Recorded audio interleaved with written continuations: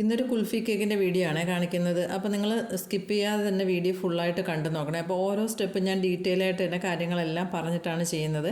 അപ്പോൾ നിങ്ങൾക്ക് ഫുള്ളായിട്ട് കണ്ടു നോക്കിയാൽ ഒരു സംശയം ഇല്ലാത്ത രീതിയിൽ തന്നെ അതേപോലൊരു കേക്ക് ചെയ്തെടുക്കാൻ പറ്റും.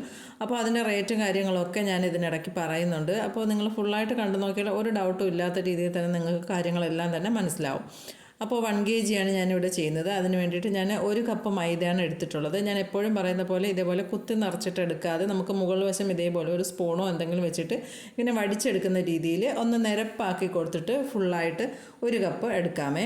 അപ്പോൾ അതിൽ നിന്ന് ഞാൻ 2 സ്പൂൺ ഇതേപോലെ 2 ടീസ്പൂണാണ് ഇതേപോലെ എടുത്ത് മാറ്റുന്നുണ്ട്. അങ്ങനെ അതെടുത്ത് മാറ്റിയതിന് ശേഷം നമുക്കതിലേക്ക് ഒന്നുകിൽ കോൺഫ്ലോർ ആഡ് ചെയ്ത് കൊടുക്കാം, അല്ലെങ്കിൽ പാൽപ്പൊടി ആഡ് ചെയ്ത് കൊടുക്കാം. ഞാനിവിടെ പാൽപ്പൊടിയാണ് കൊടുക്കുന്നത്. 10 രൂപയുടെ ഒരു പാൽപ്പൊടിയുടെ പാക്കറ്റാണ് ഞാനിവിടെ എടുത്തിട്ടുള്ളത്. അപ്പോൾ അതും ഇതേപോലെ പാക്കറ്റ് പൊട്ടിച്ചതിന് ശേഷം സ്പൂണിലേക്ക് ഇട്ട് കൊടുക്കുമ്പോൾ നമുക്ക് ഇതേപോലെ ഇങ്ങനെ വീണിട്ട് അതിങ്ങനെ കൂമ്പാരം പോലെ നിൽക്കുമല്ലോ. പക്ഷേ അങ്ങനെ നിൽക്കാൻ പാടില്ല. അത് നമ്മളെപ്പോഴും കപ്പ് അളവ് പറയുന്നതായാലും സ്പൂൺ അളവ് പറയുന്നതായാലും അതിങ്ങനെ മുകളിൽ ഭാഗം നിരപ്പാക്കിയിട്ടുള്ള അളവാണ് പറയുന്നത്. അത് പ്രത്യേകം ശ്രദ്ധിക്കാനുള്ളതാണ്. കാരണം നമ്മളങ്ങനെ ആ മുകൾ ഭാഗത്ത് ഇങ്ങനെ കൂമ്പാരം പോലെ നിൽക്കുന്നതാകുമ്പോൾ നമുക്ക് അളവിൽ വ്യത്യാസം ഉണ്ടാവും.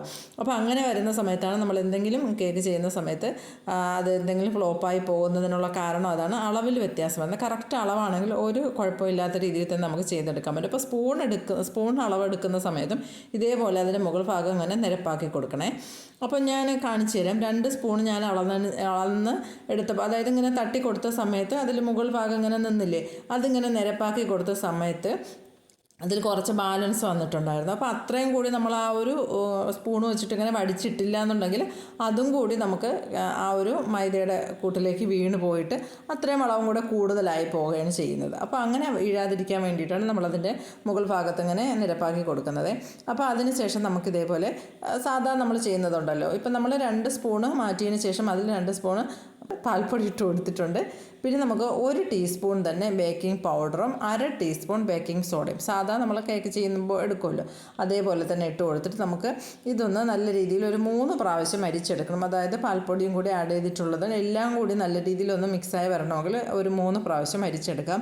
അത് അരിച്ചെടുത്ത് ഒരു സൈഡിലേക്ക് മാറ്റി വെച്ച് മൈദ നമ്മൾ ഏത് കപ്പിലാണോ അളന്നെടുത്തിട്ടുള്ളത് അതേ കപ്പിൽ തന്നെയാണ് 1 കപ്പ് പൊടിച്ച പഞ്ചസാരയും കൂടി അളന്നെടുക്കാം.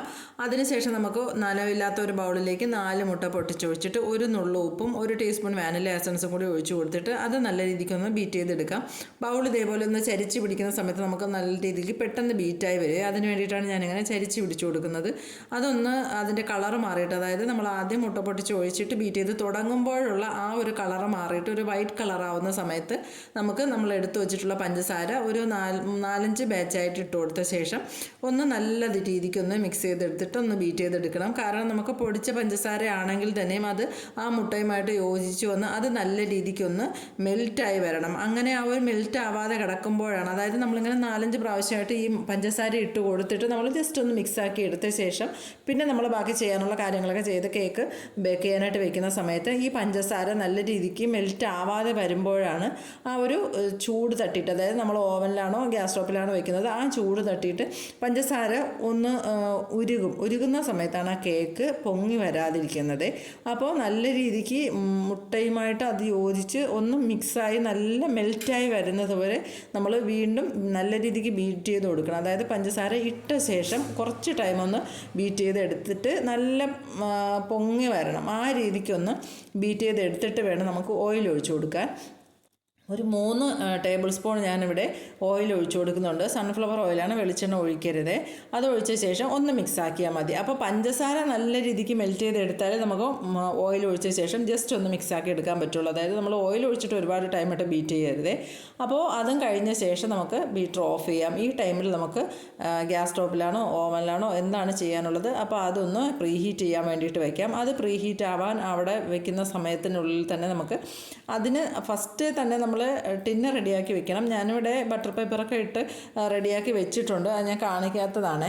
എന്നിട്ട് നമുക്ക് ഇതേപോലെ മൈദ നമ്മൾ നേരത്തെ എടുത്ത് വെച്ചിട്ടുള്ള മൈദയുടെ കൂട്ടെടുത്തിട്ട് കുറേശ്ശെയായിട്ട് ഇട്ട് കൊടുത്തിട്ട് നമുക്ക് 1/4 കപ്പ് പാലും കൂടി ഞാൻ എടുത്തിട്ടുണ്ട്. ആ പാലും കൂടി ഒഴിച്ചിട്ട് ഇടവിട്ട് ഒന്ന് ഒഴിച്ച് മിക്സാക്കി എടുക്കാൻ രണ്ടും കൂടിയിട്ട്. എന്നിട്ട് നമ്മൾ ലാസ്റ്റ് ഇടുന്നത് എന്തായാലും മൈദയായിരിക്കണം, പാലായിരിക്കരുത്. പാലോ ചൂടുവെള്ളമോ ഒഴിച്ചു കൊടുക്കാൻ ഞാനിവിടെ പാലാണ് എടുത്തിട്ടുള്ളത്. അപ്പോൾ ലാസ്റ്റ് വരുന്നത് മൈദ ആയിരിക്കണം എപ്പോഴും നമ്മൾ ഇട്ട് കൊടുക്കാനുള്ളത്. എന്നിട്ട് അതെല്ലാം കൂടി ഞാനിവിടെ ബീറ്ററിൻ്റെ ബ്ലൈഡ് വെച്ചിട്ട് തന്നെയാണ് ഒന്ന് മിക്സാക്കി എടുക്കുന്നത്. അതിനുശേഷം അത് മാറ്റി വെച്ചതിന് ശേഷം നമുക്ക് സ്പാച്ചിൽ വെച്ചിട്ട് എല്ലാം കൂടി ഒന്ന് അങ്ങനെ ആ ഒരു ബൗളിൻ്റെ താഴ്വശത്ത് വരെ വരുന്ന രീതിയിലൊന്ന് മുകളിലേക്ക് ഇങ്ങനെ മടക്കി ഒന്ന് ഫോൾഡ് ചെയ്തെടുക്കുന്ന രീതിയിലൊന്ന് മിക്സാക്കി എടുക്കണം സ്പാച്ചിൽ വെച്ചിട്ട്. എന്നാലേ ആ ഓയിൽ ചിലപ്പോൾ അടിയിലൊക്കെ പോയി കിടക്കാൻ സാധ്യതയുണ്ട്. പാലോ ഓയിലോ നമ്മൾ ഒഴിച്ച എന്തെങ്കിലും അങ്ങനെ പോയി കിടക്കാൻ സാധ്യതയുള്ളതുകൊണ്ട് ആ സൈഡിൽ നിന്നൊക്കെ ഒന്ന് എടുത്ത് മാറ്റി എല്ലാം കൂടി ഒന്ന് മിക്സാക്കി എടുക്കണം. ഒരുപാട് നേരമായിട്ട് ചെയ്യരുതേ, എല്ലാം കൂടി ഒന്ന് മിക്സ് ആവണം, അത്രയേ ഉള്ളൂ. അപ്പോൾ നമ്മളിതെല്ലാം ചെയ്യുന്ന സമയത്ത് നമ്മൾ ആ മുട്ട ആദ്യം പതഞ്ഞു വന്നില്ലേ, അതേ രീതിക്ക് തന്നെ അതങ്ങനെ തന്നെ നിൽക്കണം. അതങ്ങനെ താഴ്ന്നു പോകാൻ പാടില്ല. ആ രീതിക്കായിരിക്കണം നമ്മൾ ഓരോന്നും ചെയ്തെടുക്കുന്നത്. നമ്മളിങ്ങനെ സ്പീഡിൽ കാണിക്കുന്നുണ്ടെങ്കിലും വളരെ സാവധാനത്തിലാണ് ചെയ്തെടുക്കുന്നത്. എന്നിട്ട് നമുക്ക് ഇതേപോലെ ടിന്ന് നേരത്തെ റെഡിയാക്കി വെച്ചിട്ടുണ്ട്. അതിലേക്ക് ഒഴിച്ചു കൊടുത്തിട്ട് നമുക്കത് ഓവനിലാണോ ഗ്യാസിലാണോ എന്തിലാണോ നമ്മൾ വെക്കാൻ ഉദ്ദേശിക്കുന്നത് അതിലേക്ക് വെച്ച് കൊടുക്കാം. വെച്ച് കൊടുത്തിട്ട് ഫ്ലെയിം ആദ്യം ജസ്റ്റ് ഒന്ന് കുറച്ച് വെച്ച് കൊടുക്കുക. അതിനുശേഷം സിമ്മിലേക്ക് ആക്കി കൊടുക്കുക. ഒരു മീഡിയത്തിൽ ആദ്യം ഒരു മിനിറ്റെങ്കിലും നമ്മൾ മീഡിയത്തിൽ വെച്ചതിന് ശേഷം പിന്നെ സിമ്മിലേക്ക് ആക്കി കൊടുക്കാം. എന്നിട്ടൊരു 30 മിനിറ്റ് ആയപ്പോഴത്തേക്കും നല്ല രീതിക്ക് അതൊന്ന് ബേക്കായി വരും. അപ്പോൾ അത് ബേക്കാവുന്ന ടൈമിൽ നമുക്ക് കുൽഫി റെഡിയാക്കാനുണ്ട്. അപ്പോൾ അതിന് വേണ്ടിയിട്ട് ഞാൻ ഇതേപോലെ ഒരു പാത്രം എടുത്തിട്ടുണ്ട്. അതിലേക്ക് 2 കപ്പ് നമ്മൾ മൈദ അളന്നെടുത്തില്ലേ അതേ കപ്പിൽ തന്നെ 2 കപ്പ് പാൽ ഒഴിച്ചു കൊടുക്കുന്നുണ്ട്. എന്നിട്ട് മധുരത്തിന് ആവശ്യമായിട്ടുള്ള കണ്ടൻസ്ഡ് മിൽക്കും കൂടി നമുക്ക് ഒഴിച്ചു കൊടുക്കാം. അപ്പോൾ നമ്മൾ മധുരം നോക്കാം, ആവശ്യമാണെങ്കിൽ വീണ്ടും ഒഴിച്ചു കൊടുക്കുക. ഞാനിവിടെ ഒന്ന് മധുരം നോക്കിയാണ് ഒഴിച്ചു കൊടുക്കുന്നത്. കുറച്ച് ഒഴിച്ചതിന് ശേഷം ഒന്ന് മിക്സാക്കി എടുക്കുന്നുണ്ട്. എന്നിട്ട് മധുരം നോക്കിയിട്ട് വേണമെങ്കിൽ ഇട്ട് കൊടുക്കാം. അപ്പോൾ ഞാൻ കുറച്ച് പഞ്ചസാരയും കൂടെ ആഡ് ചെയ്ത് കൊടുക്കുന്നുണ്ട്. കാരണം ഒരു 4-5 ഏലക്കയും കൂടി അതിൽ ഇട്ട് കൊടുക്കാനുണ്ട്. അപ്പോൾ പൊടിച്ച ഏലക്ക ഇല്ലാത്തതുകൊണ്ട് ഞാൻ കുറച്ച് പഞ്ചസാരയും കൂടി ഇട്ടിട്ടൊന്ന് പൊടിച്ചെടുക്കുന്നുണ്ട്. അപ്പോൾ അതാകുമ്പോൾ പെട്ടെന്ന് പൊടിഞ്ഞ് കിട്ടും. അപ്പോൾ ആ പഞ്ചസാരയും കൂടെ വരുന്നത് കൊണ്ടാണ് ഞാൻ മിൽക്ക് മെയ്ഡ് നോക്കി ഒഴിച്ചു കൊടുത്തിട്ടുള്ളത്. അപ്പോൾ ആ പഞ്ചസാരയും കൂടി ഇട്ട് കൊടുക്കുന്നുണ്ടല്ലോ. അപ്പം മധുരം അധികം ആവാതിരിക്കാൻ വേണ്ടിയിട്ട് ശ്രദ്ധിക്കണേ. കുറഞ്ഞു പോകാനും പാടില്ല, ഒരു മീഡിയം, നമുക്ക് ആ ഒരു അളവ് അറിയാമല്ലോ, അതനുസരിച്ചിട്ട് ചെയ്താൽ മതി. അപ്പോൾ അത് നല്ല രീതിക്ക് എല്ലാം കൂടി ഒന്ന് മിക്സ് ആക്കിയ ശേഷം പിന്നെ നമുക്കിത് അടുപ്പത്ത് വെച്ചിട്ട് ഒന്ന് തിളപ്പിച്ചെടുക്കാം. അത് തിളച്ചിട്ട് ഒന്ന് വറ്റി വരുന്ന സമയത്ത് നമുക്ക് ഒരുപാട് വറ്റി പോകരുത്. ഒന്ന് തിളച്ചൊന്ന് വറ്റി വരുന്ന സമയത്തേക്ക് നമുക്ക് 1 ടീസ്പൂൺ കോൺഫ്ലോറും 1 ടീസ്പൂൺ ഞാൻ കസ്റ്റാർഡ് പൗഡറും കൂടി എടുത്തിട്ടുണ്ട്. നിങ്ങൾക്ക് കസ്റ്റാർഡ് പൗഡർ ഇല്ലെങ്കിലും കുഴപ്പമില്ല, 2 ടീസ്പൂൺ കോൺഫ്ലോർ എടുത്താലും മതി. അതൊന്ന് പച്ചവെള്ളത്തിലൊന്ന് മിക്സ് ചെയ്തിട്ട്, അത് മിക്സ് ആവാനുള്ള വെള്ളം മതി, 1-2 സ്പൂൺ വെള്ളം ഒഴിച്ചിട്ട് ഒന്ന് മിക്സാക്കി എടുക്കുക. പച്ചവെള്ളം ഒഴിക്കാവേ, ചൂടുവെള്ളം ഒഴിക്കുമ്പോൾ അത് കട്ടയായി പോവും. അതൊന്ന് നല്ല രീതിക്ക് വേറൊരു ബൗളിലേക്ക് ഇട്ടൊന്ന് മിക്സ് ആക്കിയ ശേഷം അതിലേക്ക് ഒഴിച്ചു കൊടുക്കണം. ഡയറക്റ്റ് അതിലേക്ക് ഇട്ട് കൊടുക്കരുത്, അത് കട്ട പിടിച്ചു പോവും. ഇപ്പോൾ ഫ്ലെയിം ഒന്ന് സിമ്മിലേക്ക് ആക്കി കൊടുക്കണം. എന്നിട്ട് നമുക്കിതിങ്ങനെ മിക്സാക്കി കൊടുക്കുമ്പോൾ പെട്ടെന്ന് തന്നെ അതിങ്ങനെ കുറുകി വരും. ഒന്ന് കുറുകി വരുന്ന സമയത്ത് ഒരുപാട് കുറുകി പോകരുത്, പിന്നെ തണുക്കുന്ന സമയത്ത് വീണ്ടും അത് കുറുകി വരും. അത് ജസ്റ്റ് ഒന്ന് കുറുകി വരും, നമുക്കത് നോക്കുമ്പോൾ മനസ്സിലാവും. ഒന്ന് കുറുകി വരുന്ന സമയത്ത് നമുക്കത് തീ ഓഫ് ചെയ്ത് വെക്കാം. ഓഫ് ചെയ്ത് വെച്ചിട്ട് ആ ഒരു ചൂടോടുകൂടി തന്നെ നമുക്ക് വേറൊരു ബൗളിലേക്ക് ഇട്ട് കൊടുത്തിട്ട് ഞാനിവിടെ കുറച്ച് പിസ്തയും ബദാമും 1-2 കാഷ്യൂം കൂടി എടുത്തിട്ടുണ്ട്. 2-3 എൻ്റെ കയ്യിലുണ്ടായിരുന്നുള്ളൂ ക്യാഷ്, അതുകൊണ്ടാണ് അതെടുത്തിട്ടുള്ളത്. അപ്പോൾ അതും കൂടി ഒന്ന് ജസ്റ്റ് ഒന്ന് ചതച്ചിട്ട് ഒന്ന് ക്രഷ് ചെയ്തെടുക്കണം, അല്ലാതെ നല്ല പൊടിയായി പോകരുത്. ഒന്ന് ക്രഷ് ചെയ്തെടുത്തതിന് ശേഷം അതിലേക്ക് ഇതിൽ നിന്ന് നമുക്ക് എത്രയാണോ ഫില്ലിങ്സിന് ആവശ്യമായിട്ടുള്ളത് ആ കുൽഫി നമ്മൾ ക്രഷ് ചെയ്ത് വെച്ചിട്ടില്ലേ ആ നട്ട്സിലേക്കൊന്ന് ഒഴിച്ചു കൊടുത്തിട്ട് അതൊന്ന് മാറ്റി വയ്ക്കും. അത് ചൂടോടുകൂടി തന്നെ ഒഴിച്ചു കൊടുക്കണേ. അപ്പോൾ അത് ആ നട്ട്സും കുൽഫിയും കൂടി ഒന്ന് മിക്സായി വരുമ്പോൾ ഒരു പ്രത്യേക ടേസ്റ്റാണ്. അതിനാണ് ചൂടോടുകൂടി ഒഴിച്ചു കൊടുക്കുന്നത്. അതൊന്ന് തണുക്കാനായിട്ട് മാറ്റി വെച്ചിട്ടുണ്ട്. ബാക്കി കുൽഫിയും അവിടെ വെച്ചിട്ടുണ്ട്, അത് നമുക്ക് ആവശ്യമായിട്ടുണ്ട്, ഞാൻ പറഞ്ഞു തരാം. അതിന് മുമ്പേ നമുക്ക് ഷുഗർ സിറപ്പ് റെഡിയാക്കി എടുക്കണം. അതിന് വേണ്ടിയിട്ട് 3/4 കപ്പ് പാലെടുത്തിട്ടുണ്ട്. അതിൽ മധുരത്തിന് ആവശ്യമായിട്ടുള്ള മിൽക്ക് മെയ്ഡ് ഒഴിച്ചു കൊടുത്തിട്ടുണ്ട്. എന്നിട്ട് അതും തണുക്കാനായിട്ട് വെച്ചിട്ടുണ്ട്. അപ്പോൾ ഇതെല്ലാം നമുക്ക് തണുപ്പിച്ചെടുക്കാനുണ്ട്. ആ കുൽഫി നട്ട്സുമായിട്ട് മിക്സ് ചെയ്തിട്ടുള്ളത് ഞാൻ ഫ്രിഡ്ജിലേക്ക് വെച്ച് കൊടുത്തിട്ടുണ്ട്. കുൽഫി ഓൾറെഡി നേരത്തെ ചെയ്ത് വെച്ചിട്ടുള്ളത് നല്ല രീതിക്ക് തണുത്തിട്ടുണ്ട്. പിന്നെ നമുക്ക് അതിൽ നിന്ന് കുറച്ച് കുൽഫി എടുത്തിട്ട് നമുക്ക് ക്രീമിലേക്കും കൂടി മിക്സ് ചെയ്തെടുക്കാനുണ്ട്. അപ്പോൾ എല്ലാം കൂടി വരുമ്പോൾ നല്ലൊരു ഫ്ലേവർ കിട്ടും, അതിന് വേണ്ടിയിട്ടാണ്. അപ്പോൾ ക്രീമിലേക്കും ഇട്ട് കൊടുത്തിട്ടുണ്ട്. പിന്നെ നമ്മൾ ഷുഗർ സിറപ്പ് റെഡിയാക്കി വെച്ചതിലേക്കും കുൽഫിയിൽ നിന്ന് കുറച്ചിട്ട് കൊടുക്കുന്നുണ്ട്. അപ്പോൾ എല്ലാത്തിലും ആ ഒരു ഫ്ലേവർ വരുന്നതിന് വേണ്ടിയിട്ടാണ് അങ്ങനെ ചെയ്ത് കൊടുക്കുന്നത്. ഇനി നമുക്ക് കേക്ക് 3 ലെയറായിട്ട് കട്ട് ചെയ്ത് വെച്ചിട്ടുണ്ടായിരുന്നതിലേക്ക് പിന്നെ ഷുഗർ സിറപ്പ് ആഡ് ചെയ്ത് കൊടുത്തതിന് ശേഷം അതിലും കേക്കിലേക്കും 1-2 സ്പൂണ് കുൽഫി ഒഴിച്ചു കൊടുക്കുന്നുണ്ട്. അപ്പോൾ അതും കൂടി വെച്ച് കൊടുത്തതിന് ശേഷം പിന്നെ നമ്മൾ മിക്സ് ചെയ്ത് വെച്ചിട്ടുള്ള ക്രീം അപ്ലൈ ചെയ്ത് കൊടുക്കുക. അപ്പോൾ ക്രീം കൊടുത്തതിന് ശേഷം ആ ഒരു കുൽഫിയുടെ മിക്സ് ഉണ്ടല്ലോ നമ്മൾ ഫില്ലിങ്സ് ആയിട്ട് കൊടുക്കുന്നത്, അത് കുറച്ച് ലൂസായിട്ടുള്ളതാണ്. അപ്പോൾ അതിങ്ങനെ സൈഡിലേക്ക് ഇങ്ങനെ ഒഴുകി വരാതിരിക്കാൻ വേണ്ടിയിട്ട് കുറച്ചൊരു ബോർഡർ പോലെ അവിടെ ഒന്ന് കൊടുത്തിട്ട് വേണം ഉള്ളിലേക്ക് ഒഴിച്ചു കൊടുക്കാം. ഇല്ലെങ്കിൽ ആ സൈഡിൽ കൂടി അതിങ്ങനെ ഒഴുകിയിട്ട് പുറത്തേക്ക് വരും. അപ്പോൾ അതിന് വേണ്ടിയിട്ട് സൈഡിൽ കുറച്ച് ക്രീം ഇങ്ങനെ മുകളിലേക്ക് തള്ളി നിൽക്കുന്ന രീതിയിലൊന്ന് വെച്ച് കൊടുത്തിട്ട് അതിൻ്റെ സെൻറ്ററിലായിട്ട് നമുക്ക് ആ ഒരു ഫില്ലിങ്സ് ഒഴിച്ചു കൊടുക്കാം. ഒരുപാട് ലൂസായി പോകരുത്, എങ്കിലും ഇങ്ങനെ പുറത്തേക്ക് ഒഴുകി വരും.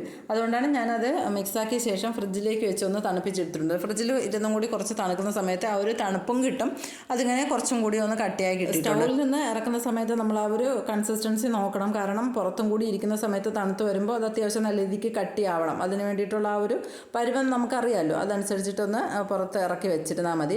എന്നിട്ട് സൈഡ് ഇതേപോലെ ഞാൻ അപ്പോൾ തന്നെ കുറച്ച് ക്രീം കൊണ്ടൊന്ന് അവിടെ ഒന്ന് ഗ്യാപ്പ് ഒന്ന് ഫില്ല് ചെയ്ത് കൊടുക്കുന്നുണ്ട്. കാരണം അതുവഴി നമുക്കിങ്ങനെ ആ ഒരു ഫില്ലിങ്സ് കൊടുത്തിട്ടുള്ളത് പുറത്തേക്ക് ഒഴുകി വരാതെ ഇപ്പോൾ തന്നെ അതങ്ങനെ ഒന്ന് അടച്ചു കൊടുക്കുന്നുണ്ട് അവിടെ. അങ്ങനെ ഒന്ന് ചെയ്ത് കൊടുക്കാം. എന്നിട്ട് രണ്ടാമത്തെ ലെയർ കേക്ക് വെച്ച് കൊടുത്തിട്ട് നേരത്തെ കൊടുത്തിട്ടുള്ളത് പോലെ തന്നെ ആദ്യം കേക്കിലേക്ക് കുറച്ച് കുൽഫി കൊടുത്തിട്ടുണ്ട്, പിന്നെ ഷുഗർ സിറപ്പ് കൊണ്ട് വെയിറ്റ് ചെയ്യാം, നമുക്ക് ഫില്ലിങ്സ് കൊടുക്കാം. അങ്ങനെ 3 ലെയറും വെച്ച് കൊടുത്തിട്ട് കേക്ക് ക്രം കോട്ട് ചെയ്തെടുക്കുന്നുണ്ട്. പിന്നെ കുൽഫി ഒന്ന് അരിച്ചെടുക്കണം കേട്ടോ, അത് ഞാൻ പറയാൻ മറന്നുപോയി. കാരണം നമ്മൾ ഏലക്ക നല്ല രീതിയിൽ പൊടിച്ചിട്ടില്ലെങ്കിൽ അതിൻ്റെ ഒരു തരി ഉണ്ടാവുമല്ലോ, അതൊന്ന് അരിച്ചതിന് ശേഷം വേണം ക്രീമിലേക്കും ഫില്ലിങ്സിലേക്കും എല്ലാത്തിലും ഒന്ന് ഒഴിച്ചു കൊടുക്കാൻ വേണ്ടിയിട്ട്.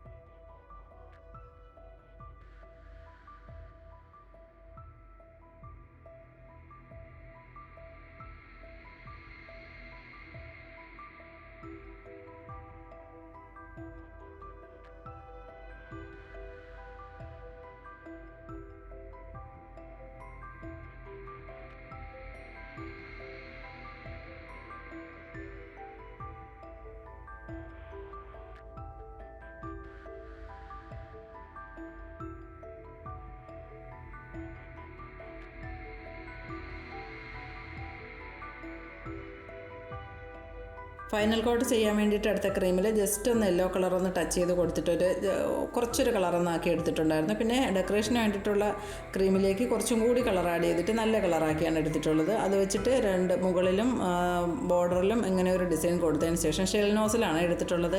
പിന്നെ ഞാൻ ഫോണ്ടൻറ്റിലാണ് സെൻറ്ററിൽ പേരെഴുതി വെച്ച് കൊടുത്തിട്ടുള്ളത്. ഞാൻ മുമ്പ് പേരെഴുതിയപ്പോൾ അങ്ങനെ ഫോണ്ടൻറ്റിൽ പേരെഴുതുന്ന ബ്രഷ് ചോദിച്ചിട്ടുണ്ടായിരുന്നു. അത് ഏത് പോയിൻ്റാണെന്ന് ചോദിച്ചാൽ എനിക്കറിയാൻ വയ്യ, അത് അങ്ങനെ എനിക്ക് പറയാൻ അറിഞ്ഞൂടെ. ഞാൻ ഇവിടെ അടുത്തുള്ള ഒരു ഫാൻസി ഷോപ്പിൽ നിന്നാണ് വാങ്ങിച്ചിട്ടുള്ളത്. ഞാൻ മുന്നേ വാങ്ങി യൂസ് ചെയ്തിട്ടുള്ള ഒരു ബ്രഷ്. നമ്മളെപ്പോഴും ഇങ്ങനെ കളർ മിക്സ് ആയതിനു ശേഷം നമ്മൾ കഴുകുമല്ലോ, അപ്പോൾ അത് കൈ കൊണ്ട് ഇങ്ങനെ പിടിച്ച് കഴുകുന്ന സമയത്ത് ആ ഒരു ബ്രഷിൻ്റെ അറ്റം ഇങ്ങനെ പിരിഞ്ഞു പോയിട്ട് നമുക്കിങ്ങനെ കറക്റ്റായിട്ട് ആ ഒരു ഓരോ ലെറ്റർ നമ്മളിങ്ങനെ എഴുതുന്ന സമയത്ത് ഒന്നിൽ കൂടുതലായിട്ട് ഇങ്ങനെ വരും. കാരണം ആ ഒരു ബ്രഷിൻ്റെ ഇതെല്ലാം ഇങ്ങനെ പിരിഞ്ഞിരിക്കുമല്ലോ, അപ്പോൾ അത് കറക്റ്റായിട്ട് എഴുതാൻ പറ്റില്ല.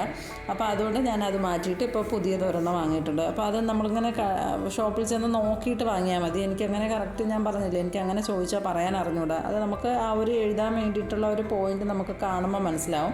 അപ്പോൾ അത് നോക്കി വാങ്ങിയാൽ മതിയേ. എന്നിട്ട് ഞാനതേപോലെ ഒരു വലുതും കൂടി വാങ്ങി വെച്ചിട്ടുണ്ടായിരുന്നു. അത് ഞാൻ നമ്മുടെ ഗോൾഡൻ ഡസ്റ്റോ ഗ്ലിറ്ററോ ഒക്കെ സ്പ്രെഡ് ചെയ്ത് കൊടുക്കാൻ വേണ്ടിയിട്ട് അത് യൂസ് ചെയ്യാറുണ്ട്. ഈ ചെറുത് യൂസ് ചെയ്യാറുണ്ട്. പിന്നെ കൂടുതലും അതിങ്ങനെ എഴുതി കൊടുക്കാൻ വേണ്ടിയിട്ടാണ് ഞാൻ യൂസ് ചെയ്തിട്ടുള്ളത്. ആദ്യമൊക്കെ ഞാൻ എഡിബിൾ പെന്നുണ്ടല്ലോ, അത് വെച്ചിട്ടായിരുന്നു ചെയ്തിട്ടുണ്ടായിരുന്നു, എഴുതി കൊടുത്തിട്ടുണ്ടായിരുന്നത്. പിന്നെയാണ് ഞാൻ ഈ ബ്രഷ് വെച്ച് യൂസ് ചെയ്യുന്ന പല ആൾക്കാരും ചെയ്യുന്ന കണ്ടപ്പോൾ നമുക്ക് ഓരോന്നും ചെയ്ത് നോക്കാൻ തോന്നുമല്ലോ. അങ്ങനെയാണ് ഞാൻ പിന്നെ ബ്രഷ് വാങ്ങി എഴുതി കൊടുത്തിട്ടുണ്ടായിരുന്നത്. ആദ്യമൊന്നും കറക്റ്റായിട്ടൊന്നും എഴുതാൻ പറ്റിയിട്ടുണ്ടായിരുന്നില്ല. പിന്നെ കുറച്ചൊക്കെ നമ്മൾ ചെയ്ത് വരുമ്പോൾ ഒരു പ്രാക്ടീസ് ആവും. അങ്ങനെയാണ് ഇപ്പോൾ കുറച്ച് പേര് എഴുതുന്ന സമയത്ത് നമുക്ക് ഇതേപോലെ കളറിൻ്റെ ബോട്ടിലൊക്കെ പിടിക്കുന്ന സമയത്ത് നമ്മുടെ കയ്യിലേക്ക് കളറാവും. ആ കളറ് നമ്മൾ ഫോണ്ടൻ്റ് എടുക്കുന്ന സമയത്ത് അതിലേക്ക് ആവാതെ പ്രത്യേകം ശ്രദ്ധിച്ച് വേണം എടുക്കാനായിട്ടോ. പലപ്പോഴും എനിക്കങ്ങനെ മുമ്പൊക്കെ അബദ്ധം പറ്റിയിട്ടുണ്ടായിരുന്നു. അതുകൊണ്ടാണ് ഞാൻ ഇങ്ങനെ പറയുന്നത്. നമ്മളിങ്ങനെ എടുക്കുന്ന സമയത്ത്, അതായത് എഴുതി കഴിഞ്ഞതിന് ശേഷമൊക്കെ നമ്മൾ ആ ഒരു ഫോണ്ടൻ്റ് ഇങ്ങനെ കയ്യിലെടുക്കുമ്പോൾ നമ്മൾ കയ്യിലിരിക്കുന്ന കളർ അതിലേക്ക് മിക്സ് ആയി പോയിട്ട് അതൊരു ബോറാവുമല്ലോ, പിന്നെ നമ്മളത് മാറ്റേണ്ടി വരും. അപ്പോൾ അതൊക്കെ ഒന്ന് ശ്രദ്ധിച്ചിട്ട് ചെയ്താൽ മതി. എന്നിട്ട് സൈഡിൽ ഇതേപോലെ പാലറ്റ് നൈഫ് കൊണ്ട് ജസ്റ്റ് ഒന്ന് ടച്ച് ചെയ്ത് കൊടുത്തതിന് ശേഷം കുറച്ച് പിസ്ത ഇതേപോലെ ഒന്ന് ക്രഷ് ചെയ്തിട്ട് അതിൻ്റെ മുകളിലും ആ ഒരു സൈഡിൽ കൊടുത്തിട്ടുള്ളതിലേക്ക് ഒന്ന് വെച്ച് കൊടുക്കുന്നുണ്ട്. അപ്പോൾ ഇന്നത്തെ കുൽഫി കേക്ക് ഇത്രയൊക്കെയാണ്. ഞാൻ ഇത് കൊടുത്തിട്ടുള്ളത് 850 രൂപയ്ക്കാണ് 1 kg കൊടുത്തിട്ടുള്ളത്. അപ്പോൾ വീഡിയോ നിങ്ങൾക്ക് ഇഷ്ടപ്പെട്ടിട്ടുണ്ടെന്ന് വിചാരിക്കുന്നു. ഇഷ്ടപ്പെട്ടെങ്കിൽ എന്നും പറയുമ്പോൾ തന്നെ ലൈക്ക് ചെയ്യാനും ഷെയർ ചെയ്യാനും സബ്സ്ക്രൈബ് ചെയ്യാനും മറന്നു പോകരുത്. നിങ്ങളുടെ അഭിപ്രായം എന്തായാലും അതും കൂടി ഒന്ന് കമൻറ്റായിട്ടും കൂടി അറിയിച്ചേക്കണേ.